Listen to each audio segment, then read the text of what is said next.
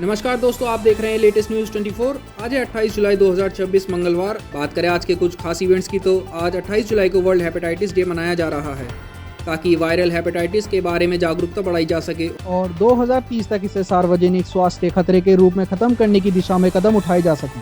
साथ ही आज world nature conservation day भी मनाया जा रहा है। यह दिन हमें याद दिलाता है कि प्रकृति का संरक्षण ही आने वाली पीढ़ियों की सुरक्षा है। अब बात करते हैं आज की कुछ बड़ी खबरों की। पंजाब के संगरूर जिले में सोमवार तड़के बीजेपी कार्यालय पर पेट्रोल बम से हमला हुआ।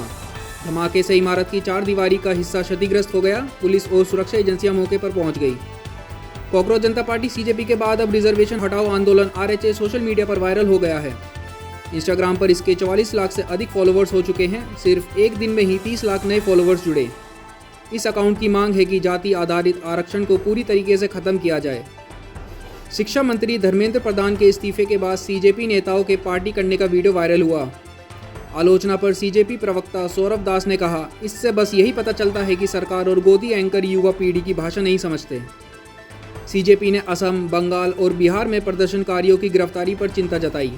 संगठन ने कहा कि छात्रों और प्रदर्शनकारियों को निशाना बनाया जा रहा है और इसे उन्होंने भरोसे का उल्लंघन बताया। दिल्ली पुलिस ने जंतर मंतर प्रदर्शन के दौरान मुफ्त खाना बांटने पर मोहम्मद जुनैद को हिरासत में लिया। जुनैद ने दावा किया कि सिर्फ सीजेपी की लीगल टीम उनकी मदद कर रही है और पार्टी ने उन्हें हर जरूरी कानूनी सहायता देने का आश्वासन दिया है। प्रदर्शन के दौरान मुफ्त खाना बांटने वाले मोहम्मद जुनैद ने बताया कि उन्होंने अकेले इतने लोगों का खाना नहीं खिलाया। जंतर मंतर पर आने वाले लोग सहयोग कर रहे थे। कोई पानी, कोई बिस्किट तो कोई 20 लोगों का खाना लेकर आता था। जुनैद ने किसी भी तरह की फंडिंग मिलने से इनकार किया। एक्टिविस्ट सोनम वांगचुक को गुरुग्राम के वेदांता अस्पताल से सोमवार को डिस्चार्ज कर दिया गया।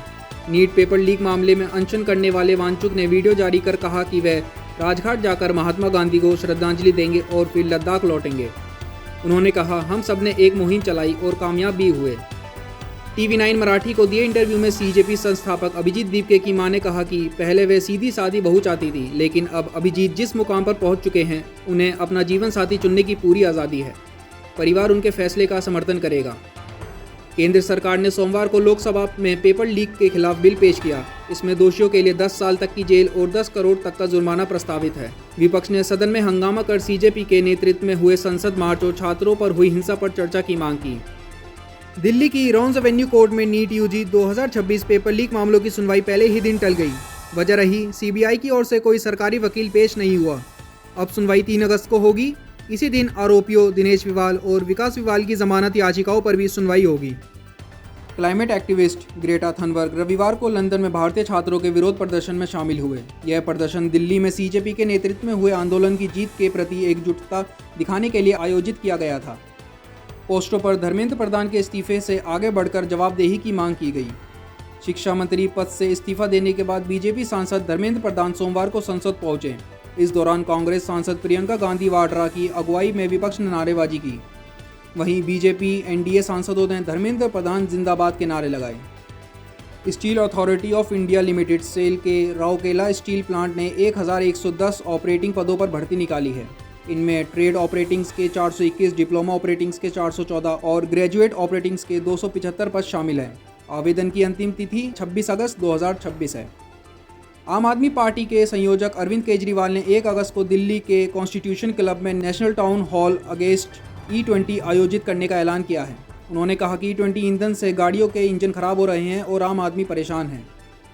रिपोर्टर्स के अनुसार बैंक ऑफ बड़ौदा के सिस्टम हैक हो गए हैं और ग्राहकों का 1 TB संवेदनशील डेटा ऑनलाइन लीक हुआ है। इसमें account records, loan data, net banking users की जानकारी और NRI कस्टमर सपोर्ट से जुड़ी जानकारी शामिल है। टेक एक्सपर्ट श्रीकांत लक्ष्मण ने इसके सबूत साझा किए हैं।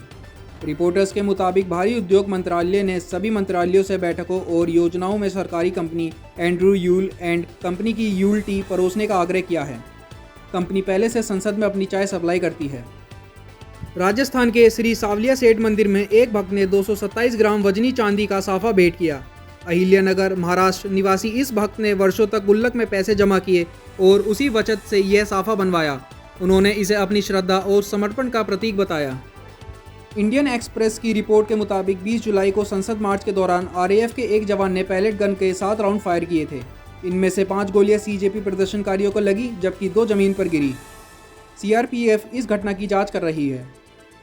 कांग्रेस नेता राहुल गांधी ने बिहार के सिवान में हुई फायरिंग और दिल्ली में पैलेट गन के इस्तेमाल पर सरकार को घेरा। उन्होंने कहा, छात्रों के खिलाफ पूरा सिस्टम जानलेवा है। मोदी जी, कहाँ गया आपका वादा?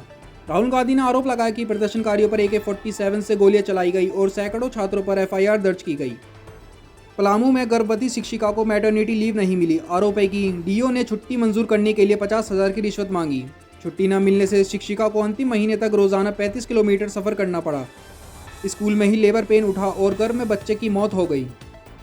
देश में संभावित दालों की कमी और अल नीनो के असर से फसलों को होने वाले नुकसान को देखते हुए उपभोक्ता मामलों के विभाग ने बड़ा कदम उठाया है। विभाग ने प्राइस सपोर्ट स्कीम के तहत खरीदी गई अरहर और चना दाल की खुले बाजार में बिक्री को अस्थायी रूप से रोकने का सिफारिश की है।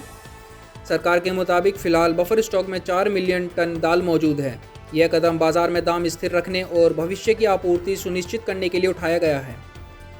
संसद में सरकार ने साफ किया है कि सभी नागरिकों के लिए न्यूनतम पेंशन योजना शुरू करने का कोई प्रस्ताव नहीं है। श्रम और रोजगार राज्य मंत्री शोभा कंदरलाजे ने लिखित जवाब में यही जानकारी दी। दुबई सरकार ने दुबई इनवाइट प्रोग्राम शुरू किया है। इसके तहत UAE निवासी अपने विदेशी रिश्तेदारों या दोस्तों को दुबई बुलाने पर 79,000 के फ्री वाउचर पा सकते हैं। इनका इस्तेमाल होटल स्टे, डाइनिंग और टूरिस्ट अट्रैक्शन पर किया जा सकेगा। ऑफर 20 जुलाई से 31 अक्टूबर तक मान्य रहेगा। सोमवार को भारतीय IT कंपनियों के शेयरों में तेजी देखने को मिली है। वजह रही वैश्विक बाजारों में बेहतर माहौल, पश्चिम एशिया में तनाव कम होने के संकेत और कच्चे तेल की कीमतों में गिरावट। साथ ही इन्फोसिस के तिमाही नतीजे के बाद ब्रोकरेज जेफरीज ने कंपनी पर सकारात्मक रुख बरकरार रखा, जिससे निवेशकों को भरोसा बढ़ा। चलिए देखते हैं कुछ खेल जगत और मनोरंजन से जुड़ी खबरें। भारत की star weight lifter Mirabai Chanu ने 48 kg कैटेगरी में गोल्ड मेडल जीतकर इतिहास रच दिया। उन्होंने खुलासा किया है कि वजन बनाए रखने के लिए उन्हें 3 दिनों तक बिना खाना पानी के रहना पड़ा। इसके बावजूद उन्होंने कुल 190 किलोग्राम वजन उठाकर देश को पहला स्वर्ण दिलाया। पूर्व क्रिकेटर फारूक इंजीनियर ने सुझाव दिया कि 15 वर्षीय वैभव सूर्यवंशी को भारत की वनडे टीम में शामिल कर रोहित शर्मा के साथ ओपनिंग कराई जाए। उन्होंने कहा कि शुभम गिल को चौथे नंबर पर बल्लेबाजी करनी चाहिए।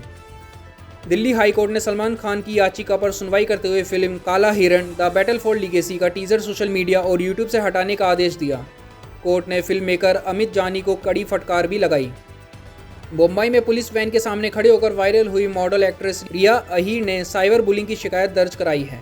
उन्होंने बताया कि उन्हें लगातार गाली गलौज और चरित्र पर आपत्तिजनक टिप्पणियों का सामना करना पड़ रहा है। दिल्ली के कार्डियोलॉजिस्ट डॉक्टर आलोक चोपड़ा ने फिटनेस की 10 आदतों की रैंकिंग जारी की है। उनके मुताबिक सबसे ज़रूरी है पर्याप्त नींद, इसके बाद स्ट्रेंथ ट्रेनिंग, सही समय पर भोजन, पर्याप्त प्रोटीन, योग, आइस बाथ व पेप्टाइड्स, सुबह की धूप, खाने के बाद टहलना, शराब से बचना और रनिंग को शामिल किया गया है। यूट्यूबर अनुराग डोभाल ने पत्नी रितिका पर प्रेगनेंसी के दौरान बेस्ट फ्रेंड के लिए बेवफाई करने का आरोप लगाया है। उन्होंने स्क्रीनशॉट शेयर करते हुए कहा, मेरी गलती यही थी कि मैंने इन लोगों से प्यार किया। अनुराग ने दावा किया कि पत्नी का परिवार उन्हें बेटे से मिलने नहीं दे रहा था और भारी एलुमिनी मांग रहा था। ऐसी ही बड़ी खबरों के लिए जुड़े रहिए हमारे साथ। जय हिंद, जय भारत।